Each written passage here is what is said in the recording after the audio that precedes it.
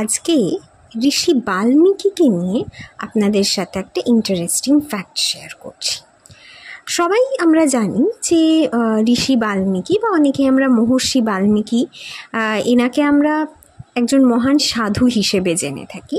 তবে অ্যাকচুয়ালি উনি কিন্তু ওনার প্রথম জীবনে কোনো সাধু সন্ন্যাসী ছিলেন না। উনি কিন্তু একজন কবি ছিলেন এবং ওনাকে ফার্স্ট কম্পোজার অফ পোয়েট্রি বলেও আমরা জেনে থাকি। তবে তারও আগে উনি কিন্তু কোনো ব্রাহ্মণ ফ্যামিলি থেকে বিলং করতেন না, উনি কিন্তু কোনো ব্রাহ্মণ পরিবারের মানুষ ছিলেন না, আমাদের মতন সাধারণ ঘরের মানুষ ছিলেন। তবে একটা টাইমে বলা হয় যে ওনার প্রচণ্ড খারাপ সময় যাচ্ছিল, উনি প্রচণ্ড অভাব অনটনের মধ্যে দিয়ে ওনার সংসার চলছিল এবং সেই অভাব অনটনকে মেটানোর জন্য উনি চুরি চামারি করা এবং ডাকাতি করা শুরু করেন। ঠিক তেমনই একদিন এক জঙ্গলে উনি এক সাধুর থেকে তার জিনিসপত্র চুরি করার চেষ্টা করেন। তো তখন সেই সাধুটি ওনাকে বলে যে তুমি এরম চুরি চামারি করছো কেন, এগুলো তো ভালো কাজ নয়। তো তখন বাল্মীকি তাকে বলেন যে আমি করছি আমার পেটের দায়, আমার সংসারকে চালাতে হবে, আমার বউ বাচ্চাকে খেতে দিতে হবে।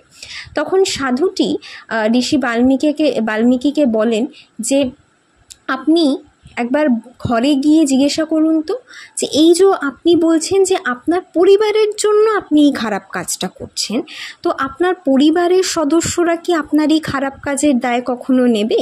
তো ঋষি বাল্মীকি সেই সাধুর কথা শুনে তার বউকে গিয়ে জিজ্ঞাসা করে যে এই যে আমি চুরি করছি তোমাদের জন্য, আর যদি আমি চুরি করতে গিয়ে ধরা পড়ি তাহলে তোমরা কি আমার সেই চুরির দায় নেবে? তখন তার বউ এবং তার সন্তানরা বলে যে না, খারাপ কাজ করেছো তুমি, তার দায়ভার তো আমরা নেব না। তো ঋষি বাল্মীকি তখন সেই সাধুর কাছে ফিরে আসেন এবং ফিরে এসে তাকে বলেন যে আপনি ঠিক বলেছেন, আজ থেকে আমি এই খারাপ কাজ করা বন্ধ করে দেবো এবং এতদিন যে আমি খারাপ কাজ করেছি সেই জন্য আমি প্রায়শ্চিত্ত করতে চাই। তখন সেই সাধুটি তাকে রাম কথা শোনান এবং ঋষি বাল্মীকিকে বলেন যে তুমি যে খারাপ কাজ করেছো তার জন্য তুমি যদি এক মনে শ্রীরামের নাম জপ করো, তোমার সমস্ত খারাপ কাজ, তোমার পাপ সব কিছু ধুয়ে যাবে।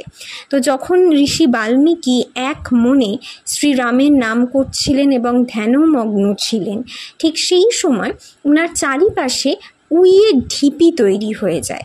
তো উনি এতটাই ধ্যানমগ্ন ছিলেন যে উনি বুঝতেই পারেননি যে ওনার চারিপাশে উই পোকার একটি ঢিপি হয়ে গেছে।